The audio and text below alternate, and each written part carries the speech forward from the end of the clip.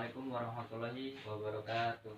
Waalaikumsalam warahmatullahi wabarakatuh. Kita lanjutkan pertemuan pada minggu yang lalu.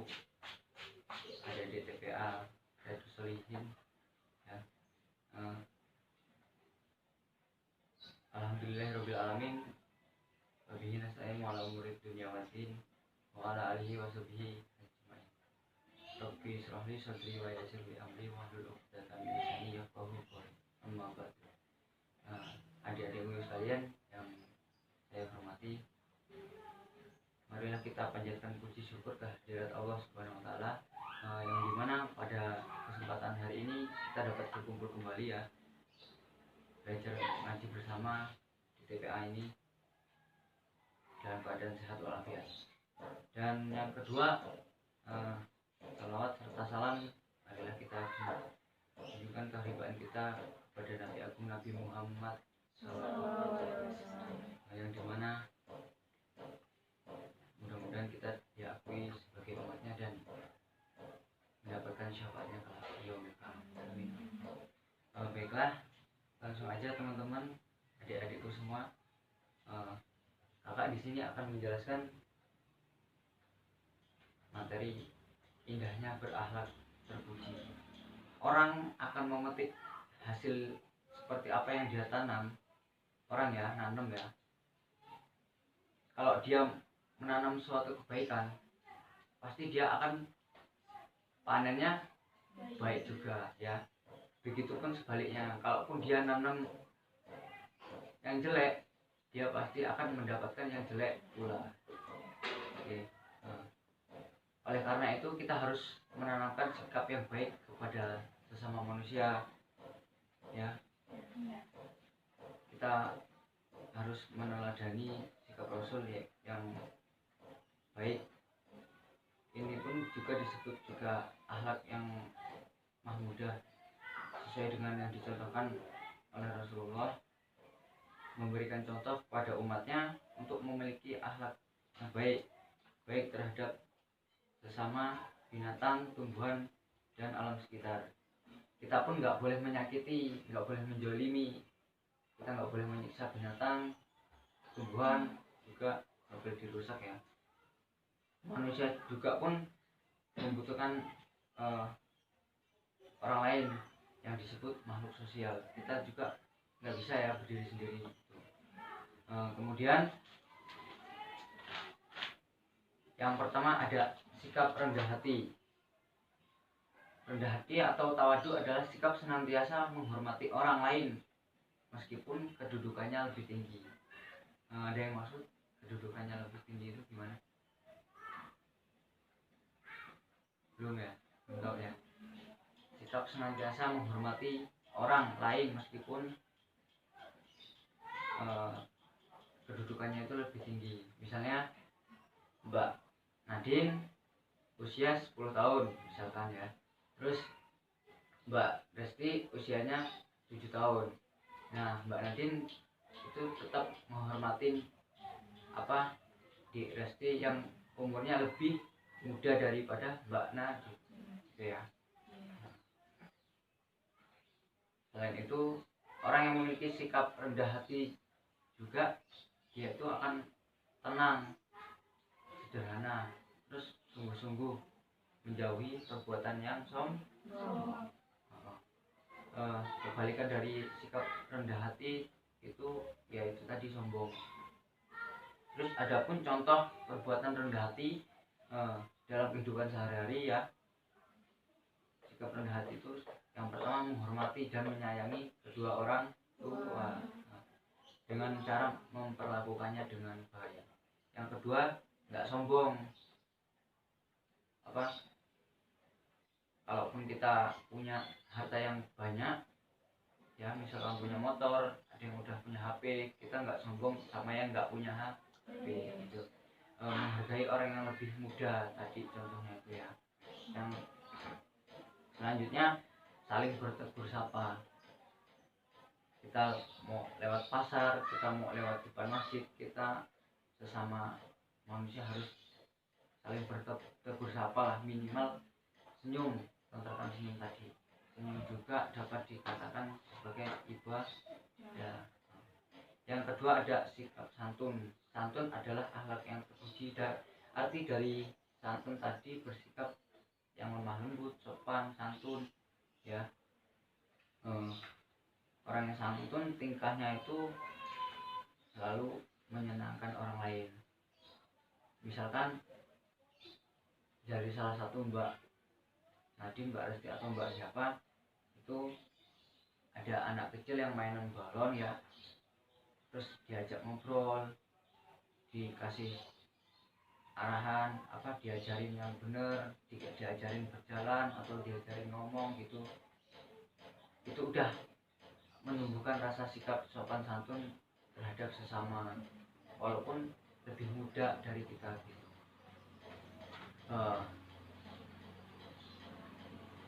Berbahasa santun menurut ajaran Islam itu dapat dipisahkan dengan nilai dan norma sosial budaya dan norma-norma. Di dalam Al-Quran, kesantunan berbahasa meliputi cara bertutur atau bertingkah laku sesuai situasi dan kondisi. Surat Al-Luqman ayat 31 Surat Al-Luqman yang ayat ke-19 yang berbunyi A'udzubillahi minasyaitonirrajim waqsid fi mashyika wa khafud min sautik inna anakaral aswati la sautul hamir, yang artinya dan sederhanalah kamu dalam berjalan dan lunakkanlah suaramu, sesungguhnya seburuk-buruk suara ialah suara keledai. Saya tahu kan ya. Yang selanjutnya ada sikap ikhlas. Ikhlas artinya ada yang tahu? Ikhlas menerima lapang dada. Terus apalagi? Ikhlas itu kayak suci. Terus bisa juga tulus kita menyayangi orang tua itu ikhlas ya, tanpa ada imbalan apapun lah gitu. Terus pada surat Al-Bayyinah ayat 98 ya, ayat 5 ya, surat ke-98 yang berbunyi padahal mereka tidak disuruh kecuali supaya menyembah Allah dengan memurnikan ketaatan kepadanya dalam menjalankan agama yang lurus dan supaya mendirikan sholat dan menunaikan zakat, dan yang demikian itulah agama yang lurus ya. Perbuatan ikhlas dapat melalui ciri-ciri sebagai berikut. 1. Tidak merasa terpaksa ya, nggak merasa kita tuh diancam agar kita tuh ikhlas melakukannya gitu. Yang selanjutnya tidak ingin dipuji bahwa dia tuh udah ngelakuin ini, udah minjemin duit nih misalnya, terus itu baik ya, kok udah ngasih duit, minjemin duit gitu. Kita nggak boleh sikap seperti itu. Kita tetap ikhlas ngelakuin apa yang jadi perintah Allah. Kita ngelakuin ibadah, sholat, zakat, puasa, haji ya bila mampu, kita harus ikhlas melaksanakannya. Terus ikhlas dalam mengerjakan tugas, apa yang disampaikan oleh guru, apa yang dikasih pertanyaan sama guru itu kita kudu ikhlas ya, menjalankan atau mengerjakan tugas. Yang selanjutnya ikhlas dalam memberi pertolongan. Kita dalam suatu peristiwa ya, nggak lama ini gempa bumi di sana, di Jawa sana jauh. Terus ada nih yang grupnya kalian, organisasi kalian yang menggalang dana lah gitu di jalan raya. Nah, kita sebagai makhluk sosial tidak bisa bertahan sendiri, kita harus saling tolong menolong. Apalagi ya tadi itu teman kita yang dari jauh sana mengalami bencana dalam COVID-nya. Terus yang terakhir, ikhlas dalam menerima kehendak Allah Subhanahu wa taala. Allah Subhanahu wa taala adalah zat yang berkehendak dan itu bersifat mutlak, nggak bisa disalahkan ya, nggak bisa diganggu. Allah itu tidak ada yang dapat menolak semua apa yang menjadi kehendaknya. Oleh karena itu manusia harus tetap bersyukur ya, dan menerima segala kehendaknya dengan ikhlas dan lapang dada. Contohnya misalkan Mbak Eca nih, muridnya dia tuh pinter, tapi Mbak Eca sulit ini, susah dapat menghadapi pelajaran matematika. Selain matematika, si Mbak Eca tadi bisa menyelesaikan pelajarannya dengan mudah. Bahkan Mbak Eca pun sebelumnya sempat putus asa gitu untuk belajar matematika, karena dia udah merasa nggak bisa gitu loh, udah putus asa. Tapi Mbak Eca mencoba sabar dan berdoa kepada Allah agar bisa belajar matematika. Dan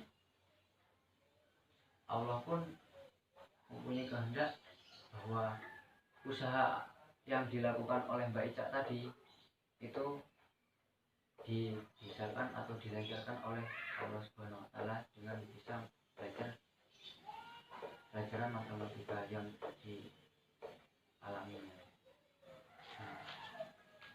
Mungkin itu tadi kakak yang dapat kakak sampaikan ya. Yang pertama tadi ada sikap rendah hati ya. Yang kedua sikap santun, sopan santun, kita harus mempunyai sikap sopan santun. Yang ketiga ikhlas ya, kita harus menanamkan sikap ikhlas kita kepada sesama, terutama kepada orang tua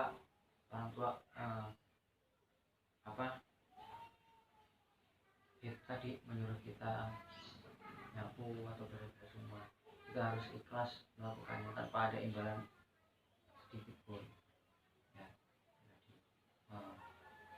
Baiklah adik-adik sekalian semua, mudah-mudahan apa yang dapat kita pelajari pada pertemuan kali ini dapat bermanfaat ya, di rumah atau di manapun adik-adik lakukan, mudah-mudahan bisa bermanfaat ya. Baiklah, kakak akhiri. Sebelumnya ada yang bertanya tentang sikap indahnya berakhlak mulia, indahnya belum ada ya?